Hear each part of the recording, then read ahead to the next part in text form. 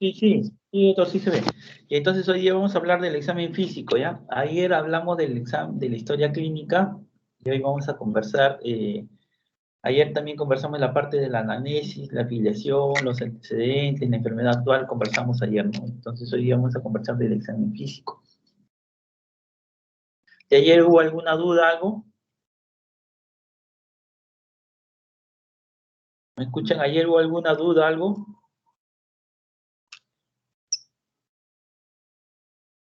No, doctor. No, doctor. Entonces, ya, muy bien. Entonces ya vamos a hablar del examen físico, ¿ya? Miren, el examen físico tiene dos partes. Uno es el examen físico general, o sea, estamos pasando la visita médica, ¿no? Cada paciente está en su habitación, entonces nosotros nos dirigimos a la habitación de un paciente y en la puerta, antes de tocarlo, antes de tocarlo ya tenemos una impresión diagnóstica, eso se denomina ectoscopía.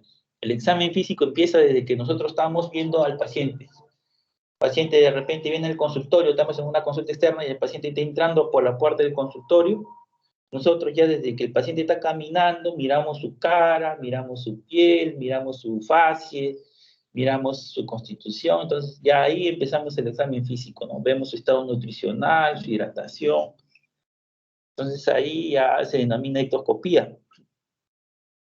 Y luego ya viene el examen físico regional, ¿no? Cabeza, cuello, tórax, abdomen, tracto genitourinario, sistema locomotor, neurológico. Ese es el examen regional ya. Entonces el examen físico tiene una parte que es la ectoscopía y un examen físico regional. Hoy día vamos a conversar sobre el examen físico ectoscópico, ¿ya? Siguiente.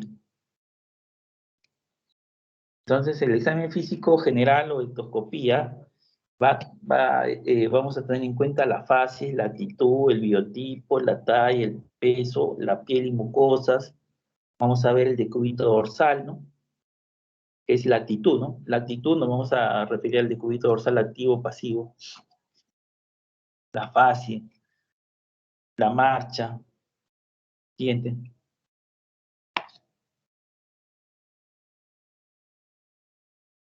La actitud, postura, el estado nutricional, el tipo constitucional, talla, fase, movimientos, marcha, vestimenta. Esto es lo que va a ver nuestra ectoscopía. Siguiente.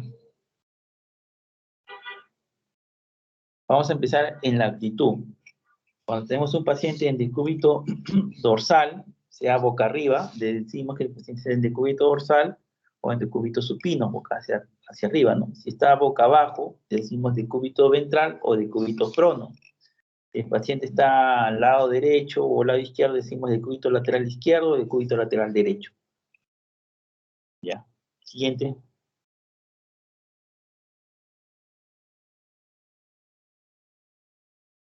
Entonces, cuando encontramos un paciente, entramos a la habitación de un paciente. Y estoy en clase. Vamos a la habitación de un paciente. Decimos decúbito dorsal activo, decúbito dorsal pasivo. Decúbito dorsal activo es aquel paciente que nosotros decimos puede sentarse para examinarlo, o párese, queremos verlo caminar, obedece las órdenes, por sus propios medios él puede incorporarse, ese es el decúbito dorsal activo. Pero si encontramos un paciente que no puede incorporarse por sus propios medios, está sedado, está somnoliento, está en coma, en estupor, decimos que es un paciente en decúbito dorsal pasivo, ¿ya? Siguiente. Por ejemplo, acá en este caso, la enfermera le está ayudando al paciente en la figura, no puede incorporarse por sus propios medios, tiene que hacer con una ayuda.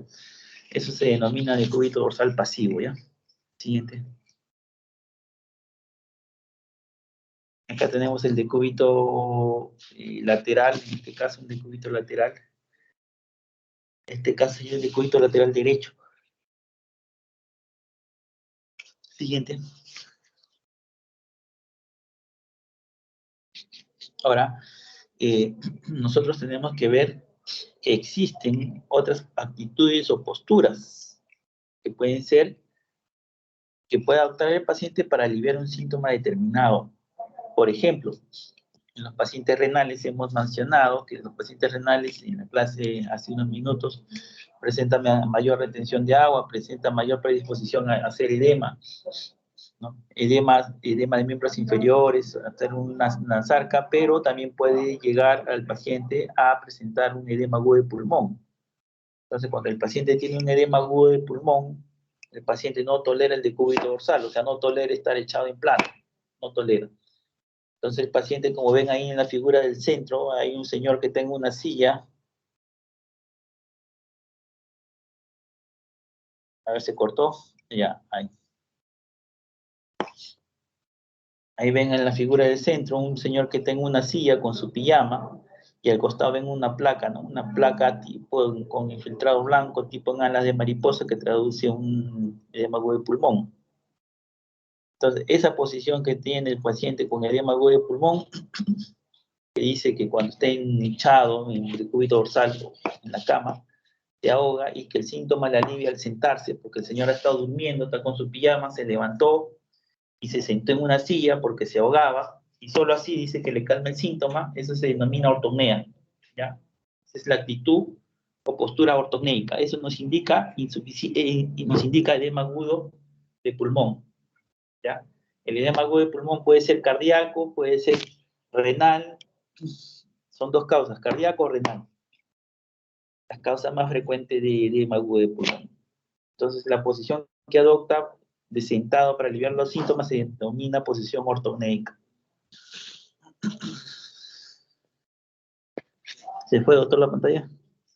Ahora sí, entonces la posición ortopnéica nos indica pues que el paciente está con edema agudo de pulmón, que llevarlo a una unidad de shock trauma, hay que darle diuréticos o que dializarlo, según sea el caso que requiera. Hay otras posiciones, por ejemplo, la posición en plegaria maometana. Ustedes han visto cuando los islámicos van a orar, adoptan esa posición y indica derrame pericárdico severo, taponamiento cardíaco. Acá en esta figura, en la que está a la izquierda, también vemos la señora está en decúbito dorsal activo, pero está en posición sentada, ¿no? También puede ser otra posición ortopnéica. Vemos que el paciente acá está con anasarca, edema de miembros inferiores, edema de miembros superiores, tiene hepatomegalia, tiene irritación yugular, también nos indica insuficiencia cardíaca. Siguiente. Este es el decúbito prono, actitud de decúbito prono, y lo adoptan cuando hay pacientes con dolores tipo intestinales, ¿no? Cólicos intestinales, acceso a región glútea, ¿no? Siguiente.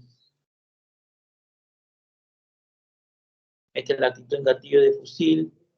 La actitud en gatillo de fusil, miren cómo la actitud en gatillo de fusil es típico de la meningitis tuberculosa, ¿ya? Meningitis tuberculosa. También hay posiciones para hacer algunos procedimientos, por ejemplo, la posición semi-Fowler. La posición semi-Fowler a la cama clínica que existe en el hospital le damos un ángulo acá menciona 35 grados, y el paciente la cabecera queda en ángulo, ¿no? Esta es la posición semi-Fowler, esa es para prevenir el edema agudo de pulmón. Después tenemos otra posición que es Trendelenburg, con los pies hacia arriba y la cabeza hacia abajo. Esto lo utilizamos para colocar catéter venoso central. Bien.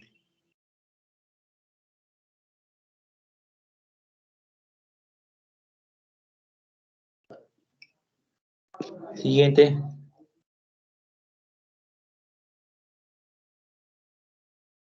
Y ahí vemos meningitis tuberculosa, ¿no? Vemos el decúbito lateral, como el paciente, ¿no? Toma una posición gatillo de fusil, ¿no? Músculo flexionado sobre la pelvis. Este es examen siempre del internado, de la residencia. Siguiente. También tenemos otra actitud o postura, el tétano, el opistótono, veían una contracción de la musculatura dorsal bien llamativa, miren, intensa esa musculatura, eso se denomina el opistótono, ¿no? Es una actitud del tétano. Siguiente.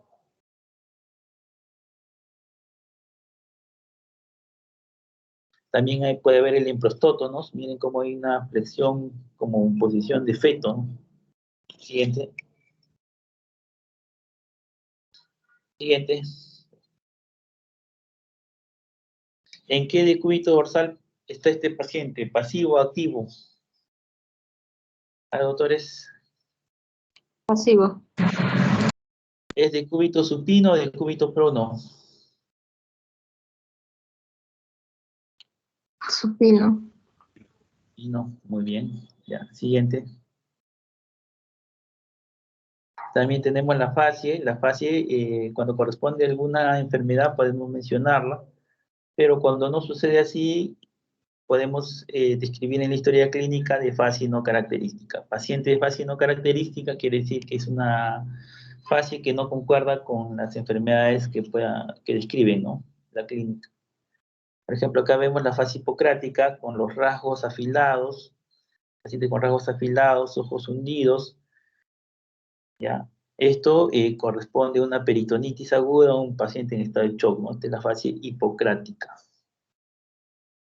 Ojos hundidos, rasgos afilados, fascie hipocrática. Siguiente. Igual, rasgos afilados, ojos hundidos, cianosis de mucosas, serostalmia, signo de peritonitis y shock, ¿no? Siguiente. También podemos tener la fascie de luna llena. Miren la fascie de luna llena que corresponde a la enfermedad de Cushing, ¿no? Síndrome de Cushing. También se ve la jiba a nivel cervical dorsal, miren la jiba, ¿no? Siguiente. Este es un paciente con fascie hipotiroidea con madarosis. La madarosis se define como la ausencia de la población de las cejas, ¿no? Miren las cejas del paciente, no se notan, son casi imperceptibles las cejas del paciente, no se ve, y una macroglosia bien llamativa, una macroglosia bien llamativa. Tiene una macroglosia bien llamativa la paciente, una fascia abotagada, y miren la madarosis, que es la ausencia de cejas, en otras palabras, típico de hipotiroidismo. Siguiente. Esta es la fascia hipertiroidea con el exoftalmos. Siguiente. La fase leonina, miren la fase leonina. La fase leonina, miren, esto es típico de la lepra. Ya la lepra es una enfermedad que acá en el Perú ya es poco frecuente, pero antes se describen hasta los años 70, 75 se describía lepra, había un leprosorio. Miren, la fase leonina, ¿no? Siguiente. Esta es la fascia acromegálica. La fascia acromegálica corresponde a pacientes que tienen tumores en la hipófisis que secretan hormonas de crecimiento y se caracterizan por el prognactismo. El prognactismo, miren el prognactismo. El prognactismo, miren la protuberancia a nivel de la mandíbula inferior, ¿no? Y la frente amplia y la prominencia en la mandíbula inferior. Siguiente. También puede presentarse en la acromegalia alargamiento y ensanchamiento de las extremidades, ¿no? Siguiente.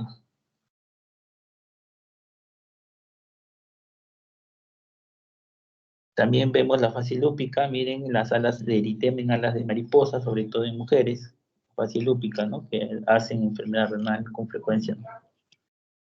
Siguiente. La fascia miasténica también podemos ver pacientes que presentan una tosis palpebral, ¿no? Con tosis palpebral. Siguiente. Pacientes con fascia pálida, la anemia, pacientes con fascia cianótica, miren los labios azulados del paciente, y pacientes con fascia ictérica, ¿no? La coloración amarilla de piel y esclera, ¿no? Siguiente. También podemos tener pacientes con deficiencia de hierro que se manifiestan con cambios a nivel de las uñas. La coiloniquia es la uña está como en cuchara, ¿no? Deficiencia de hierro. Siguiente. Igual también la coloniquia, la uña como en cuchara, deficiencia de hierro, ¿no? Uñas en vidrio de reloj, acropaquias, ¿no? Miren, las uñas en vidrio de reloj, acropaquias, se manifiestan en enfermedades, sobre todo a nivel pulmonar, fibrosis pulmonar, También se manifiesta en los pacientes con enfermedades cardíacas congénitas y también en la cirrosis hepática. Siguiente.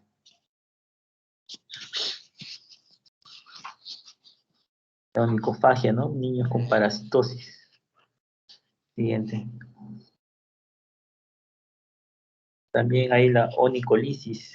Las uñas se vuelven como papel. La mínima fricción, la uña se desprende. Eso es típico del paciente hipertiroideo, la onicolisis.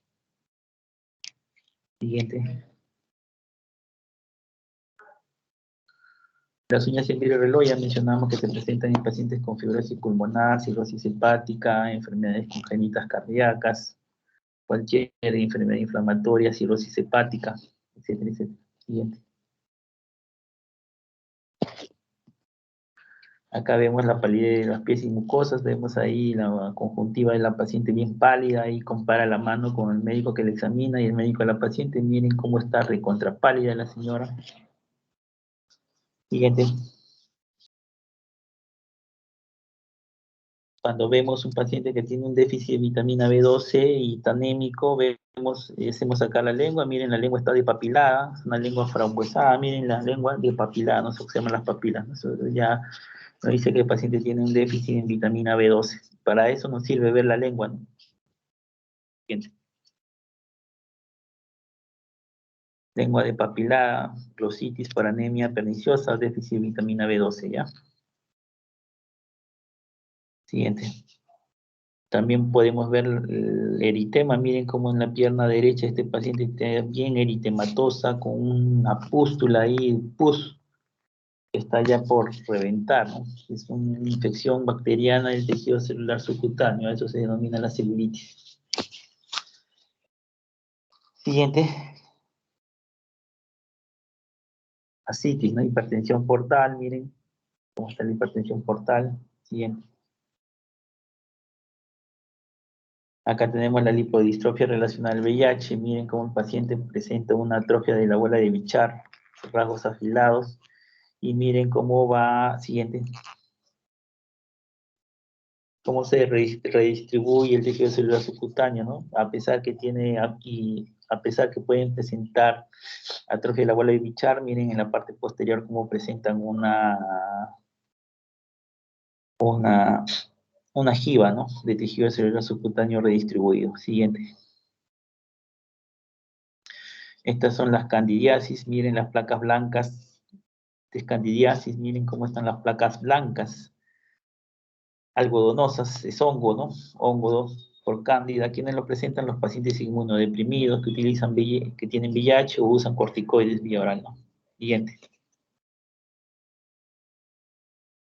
Acá tenemos una fascia, miren, paciente que está paciente con fascia botagada, madarosis, miren, no tiene cejas el paciente, y 10 días después que le dan levotiroxina le extuban, y miren, es el mismo paciente de abajo, le ha extubado ya, miren cómo cambia la cara, ¿no? 10 días después del tratamiento. Siguiente. Y estas son las medidas antropométricas, ¿no? Ya, doctor, cámbialo, ya, ponle el otro, que es examen físico regional.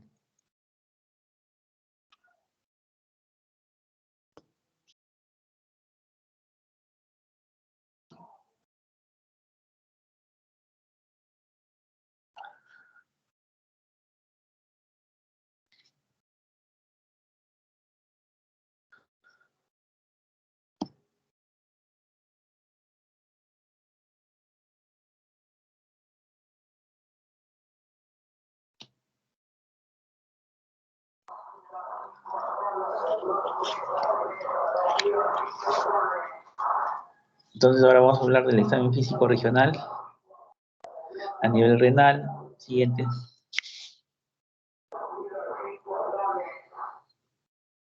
La inspección, siguiente.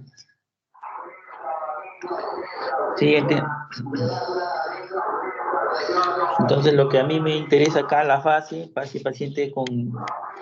Hay una fascia renal que se va a traducir en una palidez terrosa. Paciente renal, la fascia renal consiste en una palidez terrosa de la piel y mucosa, ¿no? A nivel de la cara. También va a tener edema palpebral. Ya, a ver, siguiente. Esta es la palidez terrosa, este es el paciente.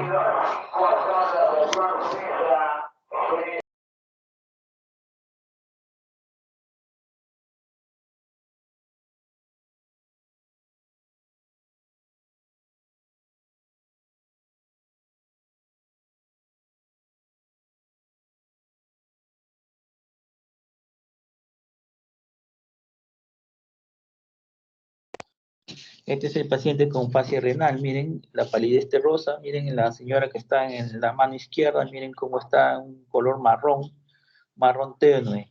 Esa es la palidez terrosa, ya típica de los pacientes renales, que pueden manifestarse también con edema palpebral. Ya no se olviden la palidez terrosa, fascia renal. Siguiente. También puede haber la escarcha urémica, que son depósitos de cristales de urea, cuando la urea es mayor de 250 a 300. Siguiente. Miren la escarcha urémica, un depósito de la urea, de los cristales de urea sobre la piel, ¿no? Blanquecina, ¿no? Siguiente. Miren, esta es la escarcha urémica, cuando la urea supera valores de 250, miren, son depósitos de urea en la piel, cristales de urea en la piel, y son de color blanquecino. Ya, no se vayan a olvidar de esto. Siguiente. Y esta escarcha urémica puede manifestarse también en el abdomen, en los brazos, en todas las partes del cuerpo, ¿no? Pacientes que tienen escarcha urémica ahí vemos en la cabeza, ¿no? En la frente, perioral. Nos dice que la urea está por encima de 250 a 300. Siguiente. También pueden manifestar las uñas mitad y mitad del inside. Siguiente. Miren, estas son las uñas del paciente renal, miren. Tiene la mitad proximal del lecho unguial blanquecina, se denomina leuconiquia, y la parte distal también casi son iguales, ¿no? Se denominan uñas de mitad mitad del inside. Siguiente. Igual, uñas de mitad mitad del inside. Pacientes con insuficiencia renal. También puede presentar las uñas de Terry, donde la parte blanca o leuconiquia proximal es mayor que la parte distal, ¿no? También es típica de los pacientes con enfermedad crónica renal. Siguiente. También puede producir una cirrosis urémica, las mucosas están secas, la piel está seca, puede afectar las caras extensoras de antebrazos, piernas, muslos, espalda y tórax y manos. Siguiente. Es de la cirrosis urémica, miren cómo está en la parte anterior de la pierna, miren, una piel seca, resquebrajada, miren, esa es la cirrosis, ¿no? Piel seca, resquebrajada, esa es la cirrosis urémica. Siguiente.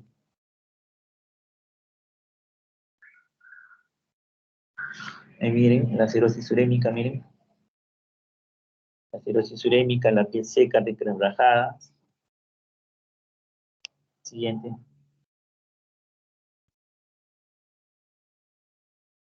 Esto es importante. Entonces, esta es otra parte que tienen que tener en cuenta. Esta es la fístula arteriovenosa. En la fístula arteriovenosa se anastomosa, una vena y una arteria a nivel de la región cubital, ¿no? A nivel de la flexura del codo, ¿no? Este es a nivel de la flexura del codo. Miren cómo se ha anastomosado una vena y una arteria. Por acá se dializa. Por acá se realiza la hemodiálisis. Lo importante que tiene que llevarse el mensaje de hoy es que acá en este brazo donde tenemos la fístula arteriovenosa no podemos tomar la presión arterial. Nunca se toma la presión arterial donde está, en el brazo que está la fístula. No se revienta y el paciente nos denuncia. ¿Ya? Siempre que tenemos un paciente con insuficiencia renal que esté en hemodiálisis, lo primero que tenemos que preguntar, señor, ¿dónde está su fístula? Allá. Acá en el brazo derecho. Allá. Entonces le tomo la presión arterial en el brazo izquierdo. ¿Ya? Si ustedes toman la presión arterial en este brazo, se revienta la fístula y el paciente los denuncia. ¿Quedó claro? Ahora, acá también tenemos otra fístula arteriovenosa. El problema de las fístulas arteriovenosas es que con el uso se lesiona la pared de la fístula y se va dilatando, dilatando hasta que se convierte en una fístula neurismática, como vemos acá, ¿no? A la diferencia de la otra, esta se ve más prominente, está neurismática. Cuando está neurismática hay riesgo que se rompa. Entonces esta fístula ya se tiene que cambiar, ya no se puede usar. Tiene que usar otra fístula. Y acá, pues, lógicamente, sabemos que si está neurismática, menos vamos a tomar la presión arterial en este brazo, ¿no? El paciente se muere, se revienta la fístula. Siguiente. Y esta es una fístula recontra neurismática, entonces acá no podemos tomar la presión arterial. Ya cuando están en esta etapa ya de tal aneurisma, miren, ya que quieren reventar ya la fístula, hay que ir a tratamiento quirúrgico y cerrar la fístula, ¿no? Siguiente. Por ejemplo, acá en la misma figura, mismo paciente, ya le han cerrado la fístula arteriovenosa, ¿no? Porque está muy dilatada, está muy aneurismática, se puede reventar. Ya lo cerraron, lo ligaron y listo, y quedó. Siguiente. La orina, también el aspecto de la orina. Mañana vamos a hacer una clase de la alteración del aspecto de la orina. Miren, lo normal, pues, es una orina amarilla. Acá vemos una orina color café, es una orina... La orina color café o orina color Coca-Cola corresponde a presencia de enfermedades hepáticas, ¿no? Hepatitis. Entonces es una bilirrubinuria, ¿no? Bien.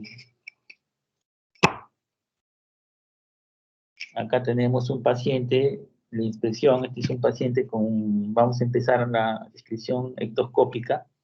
Es un paciente que tiene una enfermedad, es un paciente que está en aparente mal estado general, ¿no? Estamos viendo que está en aparente mal estado general.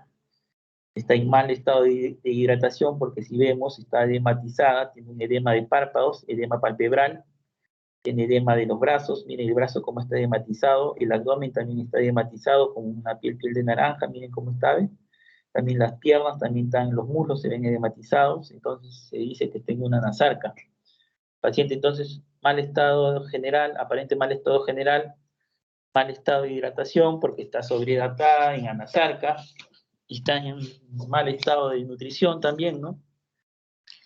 Mal estado de nutrición, de fascia renal, porque tiene una fascia, un color de la piel marrón, ¿no? Marrón, inclusive tiene cerosis, ahí se ve en la región malar, tiene edema palpebral, paciente de fascia renal, en posición ortognéica, miren cómo la señora está con oxígeno, está con oxígeno, está con oxígeno, está apoyada un brazo sobre la cama porque si se pone en decúbito dorsal, la paciente se ahoga más. Entonces está en posición ortognéica, anasarca, está en posición ortognéica, en anasarca. Podemos ver también que si nosotros le miramos el cuello, vamos a encontrar infiltración yugular. Y si le examinamos la piel y mucosas, probablemente estén pálidas, ¿no? Después también podemos agregar que está con uso de oxígeno suplementario por cánula binasal en posición ortognéica. Pues. Y esta posición ortognéica, ¿qué nos traduce en el paciente, en este paciente? ¿Qué nos dice? ¿Qué está pasando con su pulmón?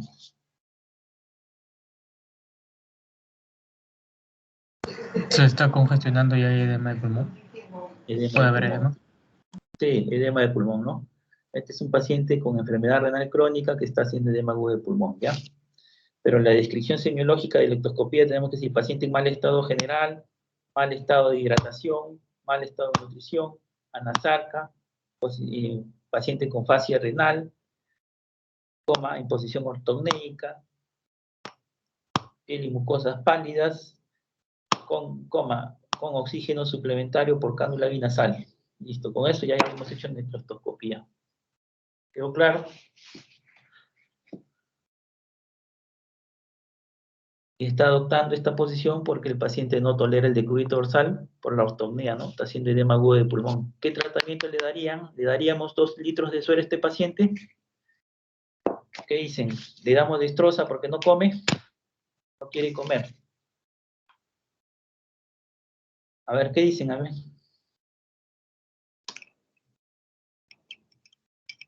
Opinen. ¿Puede dar diuréticos o algo así? Sí, se puede dar diuréticos. Le hidrataría, le pondríamos 3 litros de destroza. A ver, ¿qué dicen? La idea que de la práctica es que ustedes participen, ¿ah? Porque si no, yo... ¿Qué más puedo decir? La idea es que ustedes, estas cosas están en internet ahí hasta por montones. La idea es intercambiar puntos de vista. Si no, ustedes no lo aprovechan, ¿no? Yo ya estoy ya, se puede decir ya a mitad de la carrera, ya ustedes están empezando, entonces ustedes tienen que estar bien con todo el conocimiento. Tienen que acumular el mayor conocimiento para que hagan una buena práctica médica. Ustedes son los que tienen que preguntar. A ver, ¿le darían 2 litros de suero de destroza? ¿Qué dicen? ¿Qué dicen? ¿Por qué no le darían? No creo, doctor, porque está haciendo retención de líquido, ¿no? Lo que se quiere es eliminar esa retención con diuréticos, como dijo Joaquín. Claro, es diurético, ¿no? ¿La hospitalizarían a este paciente de inmediato o lo mandarían a su casa? ¿Qué más dicen? A ver. Este paciente que está haciendo ortopnea, que está acá, Sí. bueno, lo hospitalizaría, ¿no? Claro, muy buena respuesta. Mira, doctor, aunque tú no creas, he visto médicos que han mandado así a su casa a estos pacientes, ¿ah? Lo han mandado a su casa. Dime, y si le auscultamos los pulmones, ¿qué esperarían escuchar? ¿Ya han hecho neumología ya? Ah, no, todavía, doctor. El siguiente capítulo. Ya, vamos a avanzar un poco. Mire, entonces, ya le digo, agarro mi tetoscopio y le digo, estoy suponiendo que tiene edema agudo de pulmón, le agarro el tetoscopio y lo que voy a encontrar son crepitantes. Ustedes saben crepitantes. Ustedes saben que el alveolo es un espacio virtual para el intercambio gaseoso, ¿no? Pero cuando hay edema agudo de pulmón, el alveolo se llena de agua. Entonces, pueden hacerse una fricción del pelo, con su pelo, hagan una fricción delante de su oído. A ver, hagan una fricción, así suena el crepitante. Le ponen el estetoscopio y dicen, respire, tome aire, bote, y así se escucha, como la fricción del pelo. Fricción en su pelo. ¿Ya escucharon?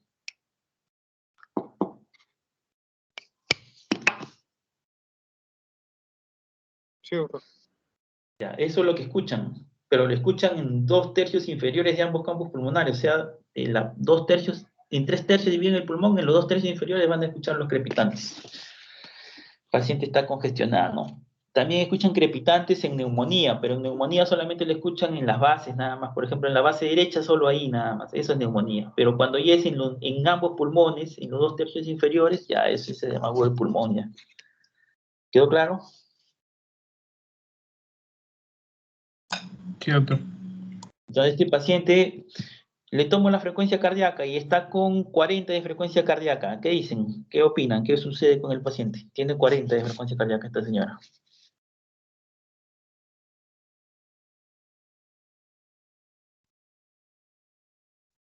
¿Qué está sucediendo? Paciente renal, fascia renal, ¿no? Una Hiperpotasemia. fascia. Hiperpotasemia, claro, hiperpotasemia. Correcto, doctor. ¿Qué le damos? Ahorita este paciente, por ejemplo, está en Chincha. En Chincha no hay máquina de hemodiálisis, tienen que mandarla a Lima. ¿Qué le das hasta que llegue a Chincha? Para que llegue a Chincha, ¿qué le das? Para que llegue a Lima, ¿qué le das? Está con hiperpotasemia. ¿Qué le indicas que Gluconato de calcio. gluconato de calcio? Perfecto, doctor. Eso es lo que tienen que indicar. Ya, siguiente. Esta es la placa, ¿ya? Esta es la placa del paciente con insuficiencia, con edema agudo de pulmón. Es una placa con infiltrado en alas de mariposa. Normalmente el pulmón se ve así como la parte derecha, ¿ven? La parte inferior derecha, el ángulo del pulmón derecho. ¿Ven? Negro, ¿no? Eso se llama radio transparente, ¿no? La parte derecha negra es lo normal, ¿no? Ese es el aire, pero cuando ya hay infiltrado blanco, patrón alveolar o algodonoso, ya ese es agua, y sobre todo cuando hay edema agudo de pulmón empieza por los cilios y va avanzando hacia la periferia. Siguiente. Miren, ahí van a ver ese video, ahora al final van a conectar ese video, lo ponen en YouTube para que vean cómo sale la expectoración de estos pacientes. A la señora, por ejemplo, que hemos visto en la figura, le decimos tose, expectore, y va a botar una expectoración rojo asalmonada en el papel. Eso nos indica edema agudo del pulmón. Pues. La expectoración es rojo asalmonada. Tosen, expectoran en el papel higiénico, en el pañuelo, y es una coloración roja asalmonada. Ya el paciente a la diálisis no puede aguantar más. Si está desaturando en 80%, hay que intubarlo. Siguiente. También se puede realizar la diálisis con catéter de alto flujo. El catéter de alto flujo es tamaño casi del ancho de un lapicero. Miren cómo tenemos el catéter de alto flujo. Esto se coloca en la vena yugular anterior y se hace la diálisis. Pues tiene dos lúmenes, ¿no? Uno de entrada y otro de retorno, ¿no? Uno de salida y otro de retorno. Siguiente.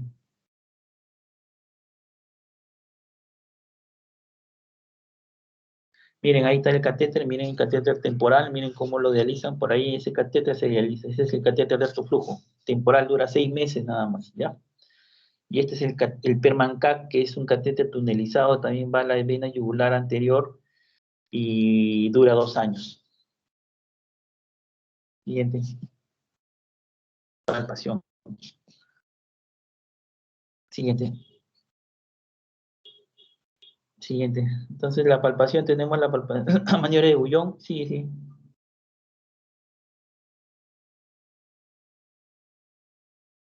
Con el gráfico, esta es la maniobra de Guyon. La maniobra de Guyon, por ejemplo, acaba de examinar el riñón derecho, con la mano izquierda levanta el riñón hacia arriba y le dice al paciente que haga una inspiración. Y con la mano derecha en inspiración como que captura el riñón, ¿ya? Y luego le dicen que expire. Una vez que expira, va a hacer un movimiento, si hay un nódulo, un tumor, la mano derecha que está arriba la va a percibir, ¿no? Lo percibe. Esa es la maniobra de Guyon. Ya lo que consiste en la maniobra de Guyon, con la mano izquierda hay que levantar el riñón hacia arriba. Y le dicen al paciente que inspire. Entonces el paciente inspira y el riñón desciende hacia abajo. Una vez que desciende hacia abajo, ahí con la mano derecha como que lo capturan un ratito. Y luego le dicen que expire. Cuando expire, el riñón sube hacia arriba. Ese desplazamiento que hay nos permite percibir alguna tumoración, ya, alguna alteración del relieve renal, ¿ya? ¿Quedó claro? Es la maniobra de Guyon. Siguiente.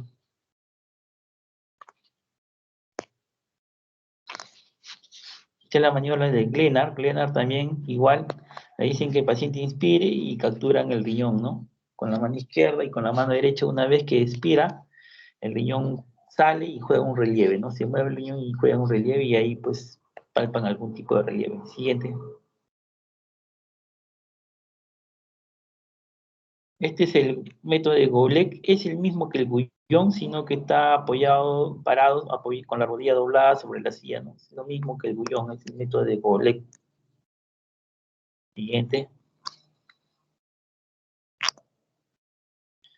Igual el Goblet. Siguiente.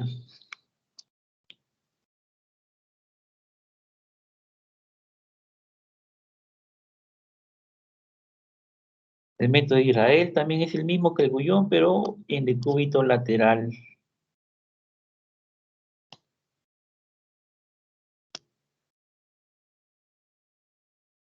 Al siguiente. Ahí está el método de Israel, ¿no? Es el mismo que el Guyon, pero en decúbito lateral. Igual esa es la maniobra de Israel, ¿no? Es lo mismo que el Guyon que hemos mencionado, pero en decúbito lateral. Y esta es la siguiente.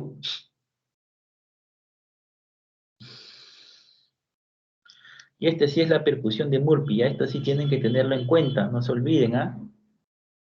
Es la percusión de Murphy, miren, el paciente cómo va a hacer un golpe, ¿no?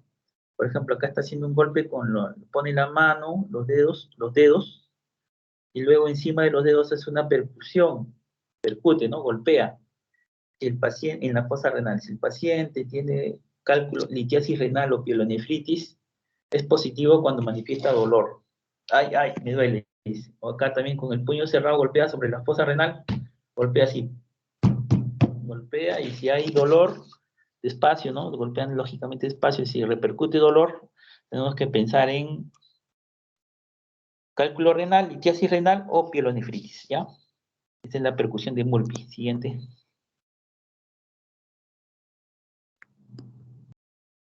Siguiente, y esta es la percusión de Giordano, ¿no? Giordano con el borde interno de la mano también hacemos la percusión en la fosa renal y si manifiesta dolor es positivo. Si no tiene dolor es negativo. Esa es la percusión de Giordano con el borde de la cubital de la mano. Siguiente.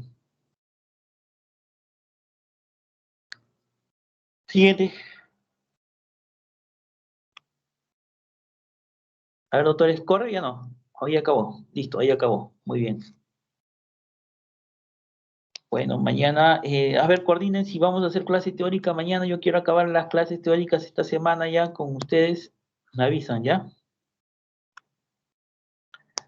Si no tienen clase mañana para avanzar.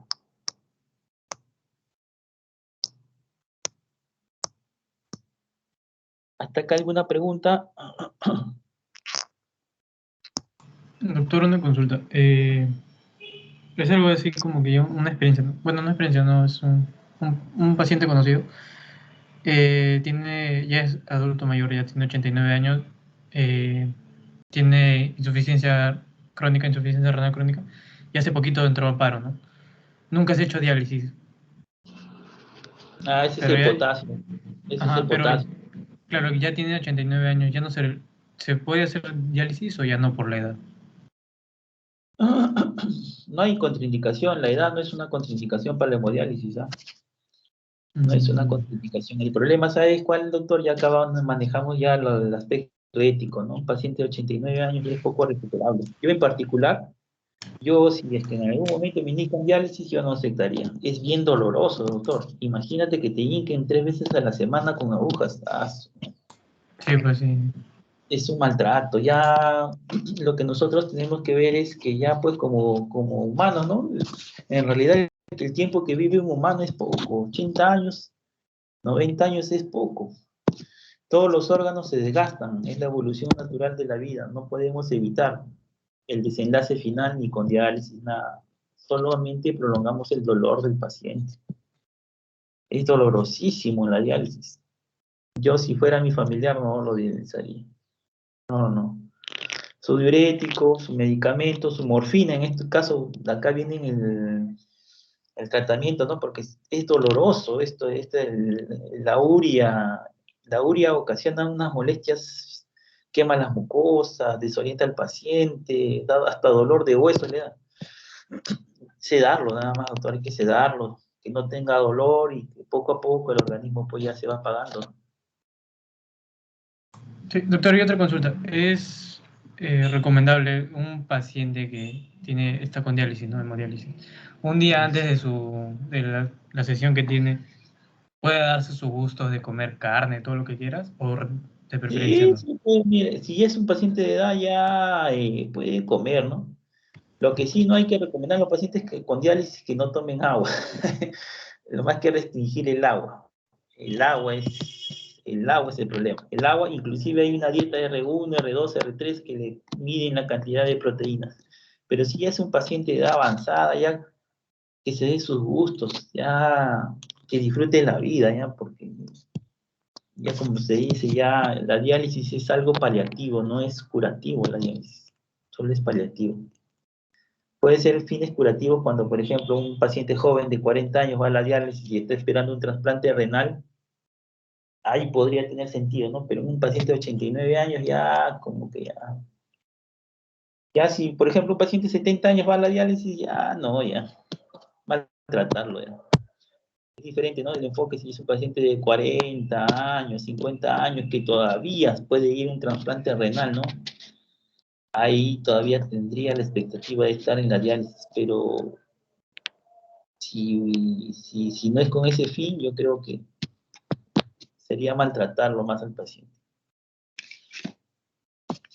Ya, doctor, gracias. Sí. Doctor, y con respecto a las exposiciones que dijo ayer, ¿para cuándo serían? Ya pues, yo mañana voy a exponer alteraciones de la orina. Ya mañana es mi última exposición, de ahí empiezan ustedes, ¿ah? O sea, a partir del jueves. Sí, sí, tienen que exponer, tienen que exponer. Ya, doctor. Si sobra más días, ahí le voy a asignar un tema más. A ver, que me avise su legado. Mientras más temas toquemos, es mejor para ustedes porque salgan mejor pues en su examen teórico. En el grupo pasado les dejé un tema y no han expuesto y al final creo que ha venido el tema de ADA. Y no, pues no habíamos repasado acá. Tienen que preparar sus temas, de ustedes depende.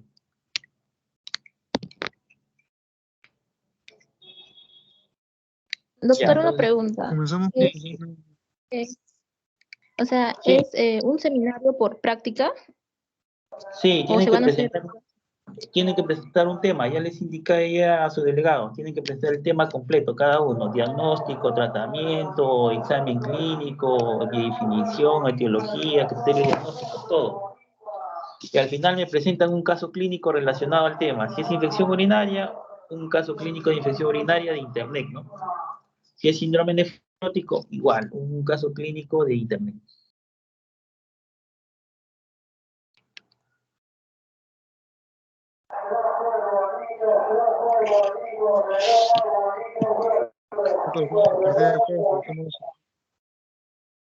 ¿Doctor? Entonces, a partir del jueves comenzamos los seminarios. Sí, sí, ya sí, porque más bien yo quiero acabar ya con las clases teóricas. ¿Hasta cuándo es la rotación, ah? A ver. Hasta Más el 9, bien, a ver, doctor.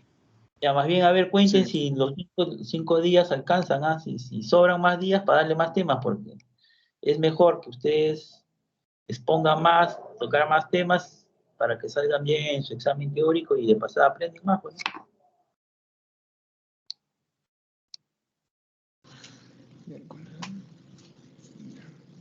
Ya, listo, me despido. Doctor, entonces Venga. mañana hacemos, como usted, hacemos alteraciones de la orina, ¿verdad? En Sí, práctica. sí, sí. Sí, sí. Y más bien conversen a ver con su delegado si no para hacer otra clase mañana de una vez para avanzar.